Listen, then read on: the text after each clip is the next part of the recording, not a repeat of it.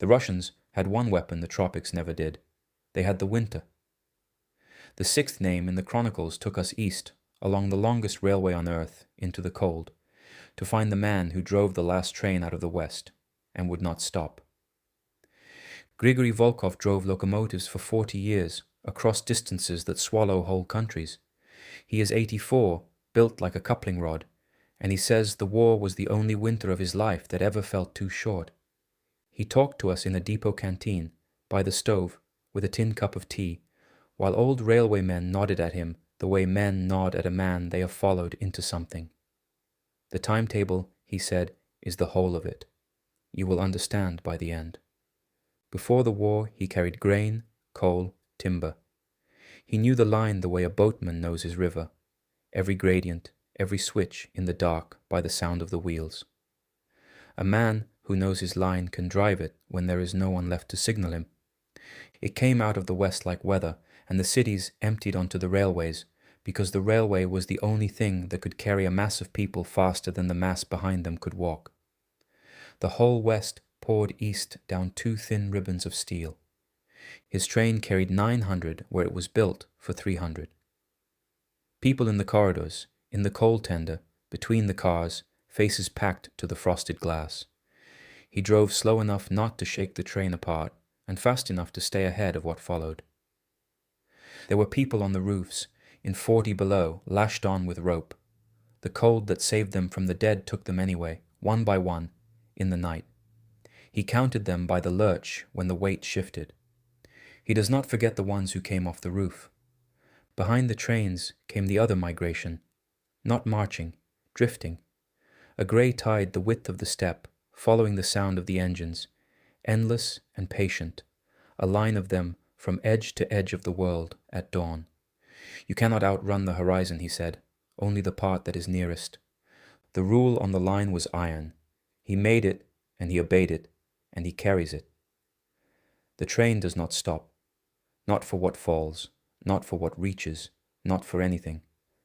A stopped train in that winter was a dead train, 900 aboard, surrounded in an hour. The hardest were the living who reached the train too late, running alongside, hammering the doors, and the doors already full. He drove and looked at the horizon, not the glass. He still dreams the faces at the glass, he said, 40 years, and his own hand on the throttle, not turning.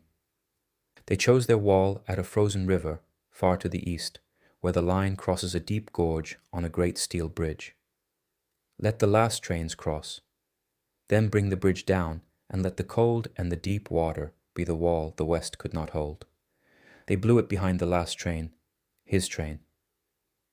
He watched from the cab, looking back for once, because a man should watch the bridge he crossed go down. The span folded into the ice, and the west was cut from the east. The wall is always made at a price.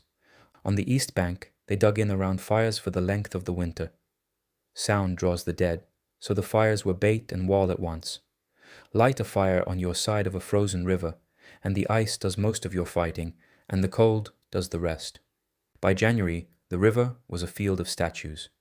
10,000, he said, more, standing where the cold caught them crossing toward the fires, rhymed white, motionless, an army stopped mid-step by nothing but the temperature. The defenders looked at them every morning, over tea, the way people learn to look at snow. What stands frozen in December must be cleared before the thaw, because the thaw brings it back. So they worked all winter in the killing cold, bent double, hauling sledges across the ice, a line of men against an immensity, the way their grandfathers hauled barges, the way Repin painted them. He will only say they used fire, and that the smoke stood over the river for a month, black against the white, and that no one spoke of the clearing at supper. Some winters, he said, there are no passengers. Everyone works the line. He stood the night watches at the firebox, alone, the fires far off on the ice, snow coming down. What does a man think about on such a watch? The timetable, he said. Only the timetable. A driver keeps the timetable in his head to keep the other things out.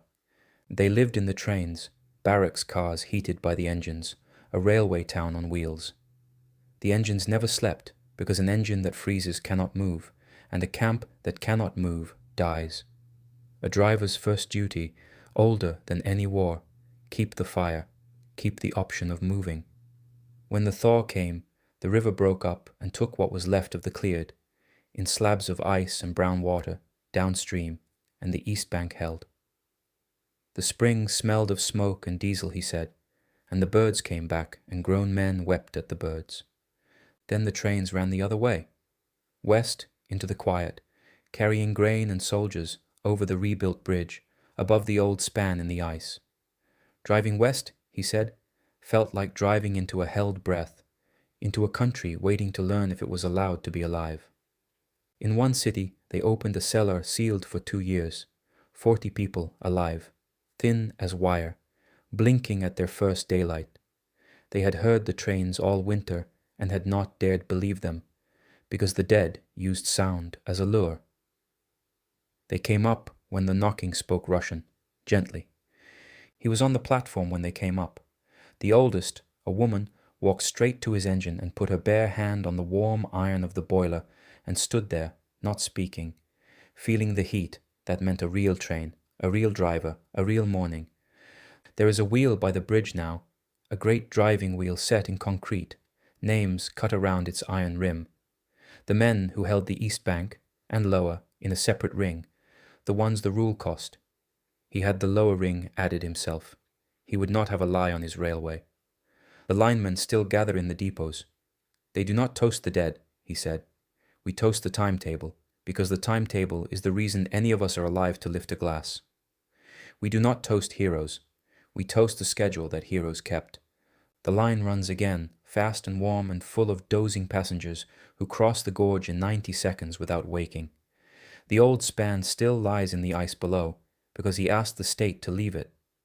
A country, he said, should keep the bridge it had to break.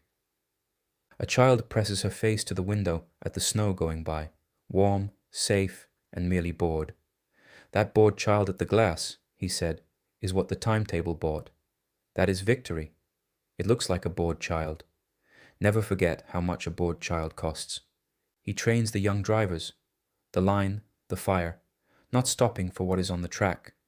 They learn it as railcraft, and do not know the same lessons once held a continent. A driver who does not need to know why he keeps the fire, he said, is a driver at peace.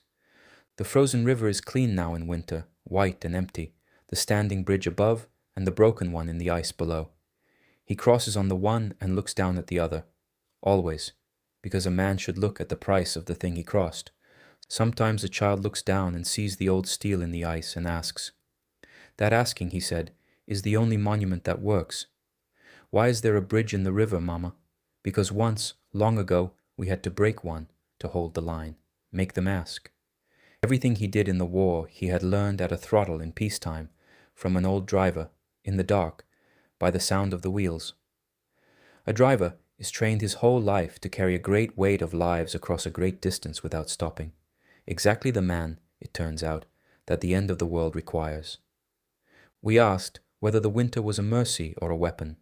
Both, he said. The same 40 below froze the dead and froze the children on the roofs, without preference, without malice. The winter is not on anyone's side. The trick is to be ready to work when it hands you your chance. He goes to the wheel every winter when the cold is worst and reads both rings, the saviors above. The cost below, cut lower, read slower. A driver who did not stop, he said, owns the ones he did not stop for. You carry them. You do not pretend the train stopped. The 3 lines reached the line by telegraph that first winter, and someone chalked them on a barracks car. If you can fight, fight. If you cannot fight, climb. If you cannot climb, float. He kept the first, he said, and the flat frozen steppe had no use for the other 2. But the cold country had a 4th line, one the water tank never wrote. If you can do none of these, wait. Keep your fire, keep the option of moving, and let the winter do the fighting you cannot. Every country has a thing that fights for it, he said. Ours was the winter. We asked him, at the door, in his coat, whether he was a hero. He looked at us like a signal that made no sense. A hero does something, he said. I kept the timetable. I did not stop. The war was not won by doings. It was won by keepings. He stepped out into the snow, and the line ran away from the depot into the white dark in both directions. West toward the cities that came back, east toward the land that never fell. And he stood a moment looking down it, all the way to the vanishing point. A doctor kept her paperwork, a boatman kept his river, a coach kept his schedule, a diver kept her breath, an engineer kept his barrels, and a driver kept his fire.